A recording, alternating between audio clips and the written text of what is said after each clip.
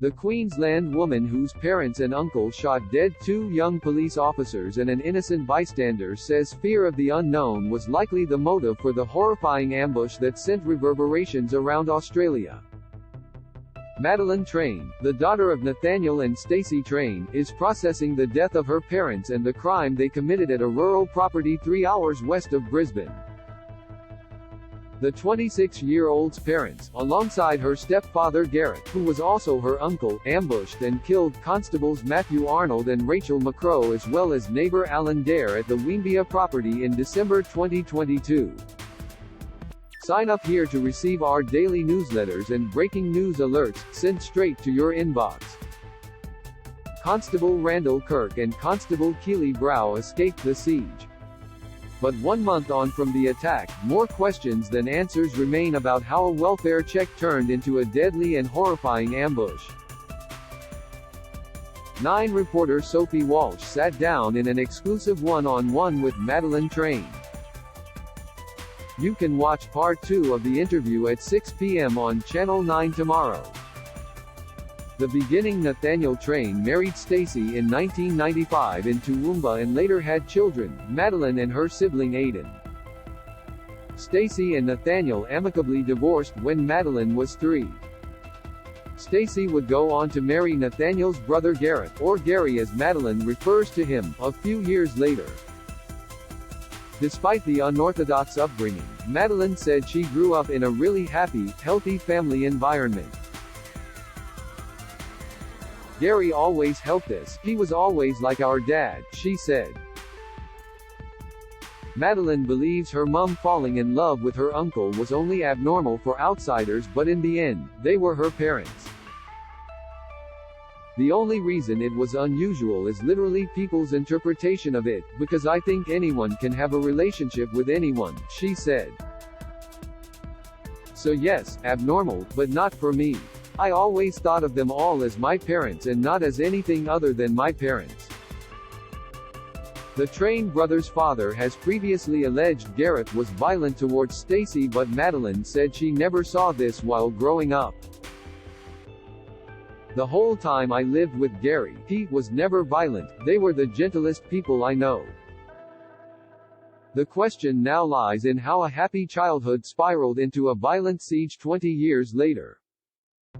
The conspiracies Gareth had always been somewhat subscribed to conspiracy theories, but after the onset of the COVID-19 pandemic, he became increasingly paranoid and was certain the government was spying on him and his family. It's like he was doing this weird project on COVID-19 and the end of the world, but also religiously, he believes in the apocalypse, Madelyn said. If anything, he probably consumed one article, went down a rabbit hole of the internet where he was consuming one thing on YouTube and it just spiraled. The algorithm fed whatever energy was there. In the aftermath of the shooting, Gareth's anti-authoritarian views were dredged up from various writings scattered online, from the false conspiracy theory that the 1996 Port Arthur massacre was an inside job, to drones owned by the state tracking us from above, and Australia being at the forefront of a Luciferian agenda. But even with Gareth's devolving conspiracy theories plastered online and questioning emails sent to his stepdaughter containing articles with what he believed was the truth, Madelyn never thought it was that serious. Gary always joked, so whenever I read anything that was a bit obscure I would think, no, I don't think Gary's being serious, but if I was ever concerned I'd say, hey, I don't think that's quite right, and I send another article so they had something positive to read, she said. Madelyn said her mum was also sucked into the conspiracy vortex after she lost her job as head of curriculum at Terra State School when she refused the COVID-19 vaccine. Nathaniel had been a school principal at Walgett Community College Primary School in NSW, where he lived with his second wife. After suffering a heart attack that impacted his short-term memory, he lost his way. He resigned from his job and moved to the Brisbane region during the COVID-19 pandemic. Nathaniel dropped off the grid and was last seen by his family in December 2021, a year before his wife reported him missing. The day in December 12 at around 5:30 p.m., an hour after the officers were shot, Gareth sent Madelyn a text message. Vanessa, his brother's wife, sent people to kill us, it read. 4 hours later, the trio were taken out by specialist police officers in a bloody battle. My dad and Nathaniel, they were out the front and both shot dead, and then Mum was trying to get out the back. It said she was armed, but Mum didn't like guns, so I don't know what she was armed with, Madelyn said. But the police said it was a gun, so I trust the police. She didn't make it through the back door. She died right by the back door. Madelyn knew her family had a gun safe and gun licenses but didn't know Gareth and Stacey had firearms. She claims Nathaniel had guns but had no idea Gareth also owned them. Madelyn also believes Gareth thought he was under siege and part of a bloody battle that day. Gareth had wanted to join the military, and on the day police showed up at his doorstep, he would have believed it was the enemy crossing the battle lines.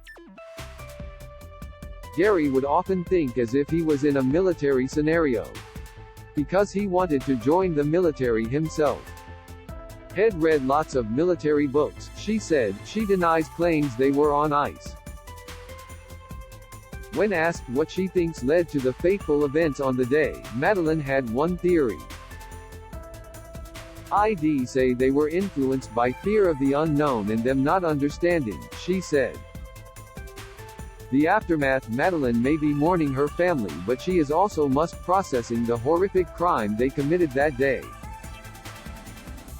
I mourned 6 people, so I mourned my family, I mourned the police officers, and I mourned the neighbor, she said. I developed acute traumatic stress disorder from it, because grieving 3 of your family members is hard enough, but then finding out what they did, and then seeing everyone's reaction to what they did. She went from living a normal life to being thrust into the spotlight as her family name is now welded to a brutal crime. The 26-year-old has returned to the bullet-ridden Queensland property twice, including once with homicide detectives, to collect sentimental items. Mum always wore a specific perfume on Christmas, and she had one for work too, so I got that, she said. I got the wedding dress she wore when she married Gary and our family photos they had in a box. But Madelyn has no plans to shy away from her identity or the name she shares with those dubbed the Queensland Cop Killers. I love my name, and as difficult as it is now, I think changing your name is like keeping a secret, she said. My name is not a secret. I've never done anything wrong.